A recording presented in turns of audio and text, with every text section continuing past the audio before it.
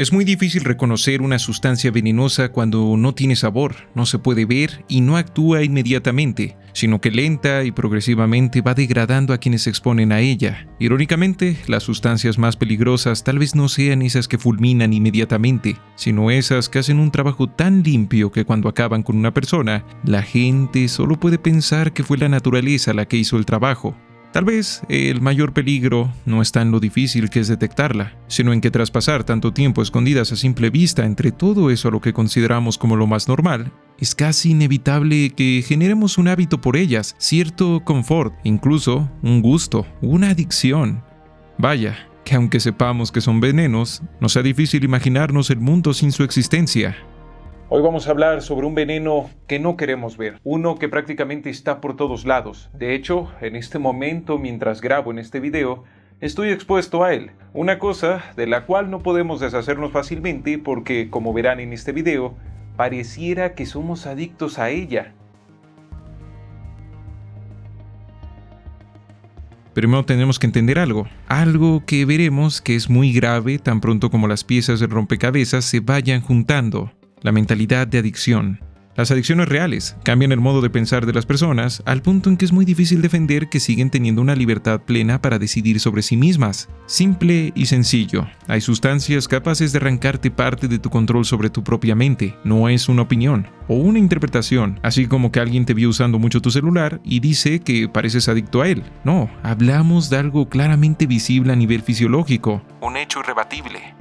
Por esto en psicología se ha identificado que el adicto no solo sufre un impacto químico en su mente, sino además una adaptación en su comportamiento de la cual no suele darse cuenta, que le hace desarrollar pensamientos y hábitos que lo mantienen enganchado a la sustancia. Eso es la mentalidad de adicción. Busca justificaciones sin importar lo irracionales que lleguen a sonar, tanto para defender que no se está dañando tanto a sí mismo o incluso para convencerse a él mismo y a otros de que su adicción de hecho le hace bien. Actúa con desesperación tan pronto como tan siquiera se asoma la posibilidad de que le alejen de su adicción. Pero sobre todo, y quizá lo más dramático, la negación. Defenderá que tiene el control sobre su situación, que es alguien libre de entrar y salir de su adicción. Así que de hecho, termina convenciéndose y tratando de convencer a los demás de que está donde está por su propia decisión, libertad y reflexión.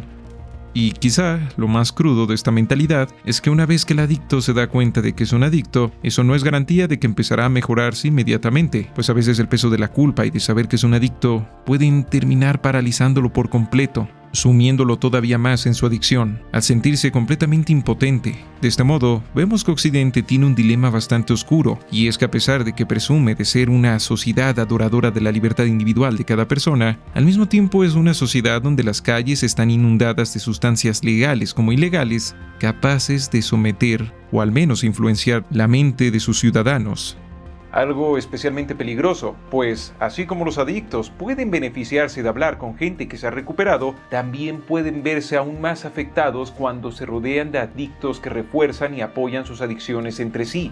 Así que Occidente se enfrenta a una paradoja: dejar que la gente sea libre de perder su libertad, porque si no dejas que tengan la oportunidad de perder su libertad, no pueden sentirse realmente libres. Una sociedad adicta. Según una encuesta, cada año 50% de los fumadores intentan dejar de hacerlo, pero solo un 6% lo logra. A pesar de que ya es un conocimiento de cultura general que este producto tiene consecuencias desastrosas para la salud, a pesar de que en muchos lugares será muy mal visto que te pongas a consumir uno, todo eso no basta para que la gente pueda simplemente dejar de consumirlo. Porque como ya vimos, esto no se trata tanto de libre albedrío. Esto no puede simplemente solucionarse dándole información a las personas. No, hay una dependencia química y una mentalidad que nace de ella, que mantiene enganchadas a las personas, independientemente de sus reflexiones o de su razón. Simplemente pasa que la nicotina causa una sensación momentánea de euforia que va generando un refuerzo de dopamina en el cerebro de los consumidores. Algo que, en palabras más simples, le hace sentir una profunda necesidad. No un deseo, una necesidad por consumir más y más y más nicotina. No me malinterpreten, este no es el veneno que no queremos ver, de ese del que trata este video.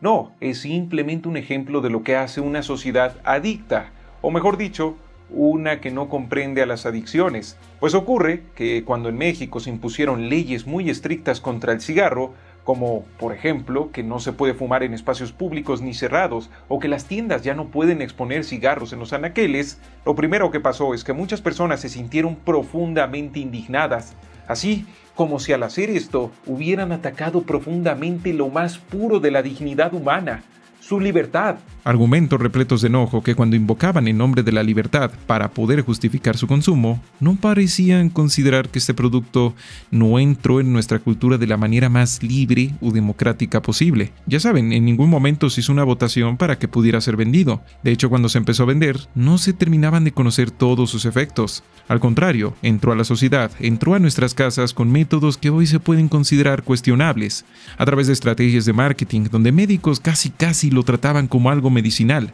protestas falsas ideadas para manipular la imagen de este producto para que pareciera un símbolo de rebeldía y libertad, orquestadas por Edward Bernays, una imagen que vimos que se repetía una y otra vez en las muy influenciadoras películas de Hollywood. Y claro, al menos hasta aquí, todos estos argumentos tampoco podrían sonar tan fuertes, de no ser por ese ingrediente, la nicotina, que ya vimos que genera una adicción, una que puede llegar a ser tan difícil de romper, que existen terapias y todo tipo de productos auxiliares, como por ejemplo el vape, que debe gran parte de su éxito a la dificultad que tiene la gente para dejar de consumir estos productos. Por eso yo quiero preguntar, ¿cuántos otros productos podrían haber resistido este tipo de ataques sin tener un ingrediente adictivo? Vamos a pensar en algo perturbador. Vamos a suponer por un segundo que la mentalidad del adicto la puede tener la sociedad. Todo esto de decir que a uno no le deberían de quitar su libertad de consumir y seguir consumiendo, y eso de quejarse de que cualquier autoridad que haga cualquier movimiento contra este tipo de sustancias ya es una dictadura, suena bastante parecido a este mecanismo de la justificación. Sí, no solo decir que este producto pues no está mal, sino que de hecho es algo bueno, algo necesario para la vida digna. También es que este tipo de ataques y la indignación con la que se expresaron parecen bastante a la desesperación que llegan a ser en los adictos tan pronto como empiezan a ver una pequeña posibilidad de que en el futuro les prohíban acceder a la sustancia que los tiene enganchados. Y por último, lo más intenso es que toda esta idea de que no, esto no es una adicción, el consumidor siempre es el que tiene el control, siempre tiene el poder y toda la libertad para entrar y salir a voluntad de su consumo, pues cae en lo mismo, en la misma sensación de poder, esa sensación que ayuda al afectado a no sentir de ninguna manera que no tiene el control, que no es un adicto. Viéndolo así es algo perturbador, ¿no? Pensar que nuestra sociedad pudiera estar encerrada en un comportamiento de adicto, algo que le impide o le dificulta severamente a muchas personas escapar de una sustancia que les está haciendo daño. Mientras editaba este video encontré una interesante estadística. Entre más actos se hicieron contra el consumo del tabaco, más disminuyó el cáncer de pulmón en Estados Unidos. El veneno que no queremos ver. Recientemente un estudio ofreció una inquietante evidencia. La contaminación que expiden los motores de combustión, como por ejemplo los de los autos, dañan las funciones cerebrales en apenas 2 horas de exposición. Todo este tiempo se había creído que de alguna manera u otra el cerebro estaba protegido de la contaminación del aire, pero parece ser que no es así, pues tras 2 horas de exposición al aire contaminado, se vio sensiblemente afectado el rendimiento cognitivo, así como la capacidad de pensamiento de un grupo de adultos. Por fortuna, en el experimento, horas después de respirar aire limpio, los adultos volvieron a la normalidad. Sin embargo, los científicos están inquietos ante la posibilidad de que si este proceso se repite por años y años todos los días, como pasa con muchas personas en las ciudades, pues el cerebro termina dañado irreversiblemente. Desgraciadamente, esta no es la única cosa que hay sobre este tema. Antes, otros estudios ya mostraban que la contaminación que respiramos diario causa hasta 9 millones de fallecimientos cada año, y que además es especialmente perjudicial para los niños, pues retarda su desarrollo cerebral, perjudica sus pulmones y a veces cosas peores. Como el anterior ejemplo, pues vemos que esta información negativa es información pública, bien conocida, y aún así, no es solo que no se haga lo suficiente o que la gente sea indiferente, sino que directamente apoya lo que le sigue manteniendo en ese estado. Ciudades como Ciudad de México, que tienen de los peores índices de contaminación del aire en su continente, principalmente gracias a su tráfico, no actúan con contundencia contra los autos, sino que incluso los incentivan con políticas, construyendo más pistas, en vez de construir más y mejorar los sistemas de transporte público, que en Europa ya se ha visto que han logrado aires más limpios, personas más sanas. Quiero repetirlo. No es como que apenas nos estemos dando cuenta de que respirar aire café o gris nos haga mal para la salud.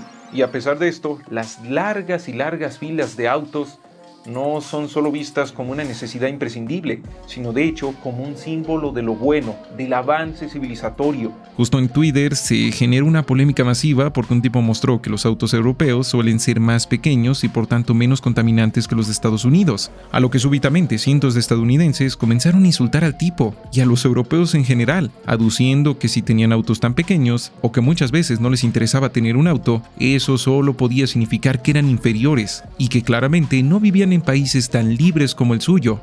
Hay que decir que en Estados Unidos la obsesión con el automóvil es tan grande que en ciertos estados hay quienes modifican sus camionetas no para que contaminen menos, sino para que contaminen más y se pueda presumir. Toda esta obsesión, gracias al poder cultural y económico de Estados Unidos, termina llegando al resto del mundo y a sus políticos, quienes han venido diseñando diferentes ciudades del mundo con una filosofía básica, que deben de ser diseñadas para los autos individuales, y ya después de eso, pues para el transporte público. Sí, ignorando toda la investigación, todos los datos, hasta incluso el sentido común. De esta manera yo creo que podemos decir que técnicamente nuestra sociedad es como si fuera adicta al auto. Tanto que, aunque sí que hay muchos ejemplos de que puede ser mucho más beneficioso para la salud de las personas diseñar y construir ciudades donde el transporte público sea seguro, la bicicleta, caminar sean opciones accesibles y preferibles, al final no solo no se hace, se intenta evitar como si eso fuera a causarle un shock o algo malo a la sociedad, como si fuera a generar una especie de síndrome de abstinencia. Sí, pasa lo mismo que con la mentalidad de adicción. Unos se paralizan cuando el peso de la realidad cae sobre ellos y empiezan a imaginarse lo difícil que es que las cosas cambien. Otros, reforzados por el grupo de adictos, solo buscan justificar su dependencia y terminan sintiéndose libres y poderosos, porque sus ciudades no sirven para nada sin que todos tengan hasta 2 autos, o porque en sus ciudades o urbanismos no pueden ni comprar una botella de agua sin tener que manejar mínimo 5 o 10 minutos. Y otros más caen en la desesperación total tan solo de imaginarse de que pues pudieran existir otras formas de vida, otro tipo de ciudades, como si por no verse obligados a tener un auto fueran a perder algo fundamental dentro de su vida, de su cultura, de su mundo. Por eso este video se llama El veneno que no queremos ver, porque de hecho ya lo vimos, ya lo sabemos, y hasta es sentido común que respirar aire con humo te hace daño, pero no escapamos de ello. Más bien nos acercamos más, buscamos modos de negarlo, buscamos modos de incluso verlo como algo bueno, como si estuviéramos encerrados en una adicción. Esta es la única forma en la que logro comprender que estamos respirando esto. Y no solo nosotros, nuestros hijos, nuestros hermanos menores, pues también están siendo afectados. Y al final no podamos ni siquiera enfocarnos en el eslabón más visible del problema, el automóvil. Y bueno, ya ni pensar en los más importantes, el uso del carbón y el gas natural para generar energía. ¿Cómo salir de una adicción? Claramente, tratar al adicto como un monstruo o algo por el estilo es el peor error. Es suponer que su cerebro, o en este caso su sociedad, no ha sido secuestrada por la dependencia a una sustancia, o en este caso a un objeto o una dinámica. Castigar a los adictos, discriminarlos, tratarlos como los débiles de la sociedad o algo por el estilo, no va a hacer que dejen de aparecer nuevos adictos, ni tampoco va a hacer que los que ya lo son la tengan más fácil para salir de su estado. Este argumento está bastante respaldado en las décadas y décadas de fracasos que han tenido los gobiernos contra todo tipo de sustancias. Sí, todo esto es un tema bastante difícil. Pero creo que el primer paso para empezar a hacer algo es ser capaces de reconocer que, sí, somos adictos, o por lo menos, aunque no creamos que lo seamos, vivimos en una sociedad y en un sistema adicto, que por lo mismo, nuestra noción de libertad muchas veces parece más bien una fantasía que solo nos aprisiona más. Lo segundo es asumir y aceptar que tienen que hacerse grandes cambios que sí, al principio pueden verse como que nos van a quitar todo lo bueno en la vida, porque no sé, vamos a perder algo que sentimos que es una necesidad irrenunciable, pero que, de hecho, al final son cambios que podrían darnos una mejor calidad de vida, solo que ni siquiera lo podemos imaginar, porque estamos tan metidos en esto que ninguna otra cosa parece tener sentido. Y por último, al menos para empezar, lo tercero, hay que hacer pequeños pasos. No debemos de olvidar la necesidad de que los bosques sean cuidados, la necesidad de que las plantas contaminantes estén tan lejos como sea posible de los grandes núcleos de población, de incentivar que se mejore el transporte público para que la gente no tenga que temer por su vida al usarlo, o que no crea que por usar transporte público pues es un fracasado o algo por el estilo. No, y sobre todo, claro, entender que sí se puede, sí hay otros modos de vivir, no son sencillos, pero la realidad nos muestra que son posibles, tal vez no copiados exactamente como son en esos otros países, pero sí son posibles. En fin, espero que este video sirva para que podamos reflexionar sobre lo relativo que es el concepto de la libertad y del libre albedrío, sobre cómo ciertas sustancias o ciertas técnicas o cosas que ocurrieron muchas décadas antes de que nacieran incluso nuestros abuelos, podemos sentir que son las únicas cosas buenas, el único modo de vivir, pero en realidad esa supuesta libertad o esa supuesta necesidad pues podría ser falsa y en realidad podría ser uno de esos venenos de los que les hablé al principio, uno que hace tan bien pero tan bien su trabajo que cuando al fin da su golpe final, la gente termina creyendo que todo fue trabajo de la naturaleza.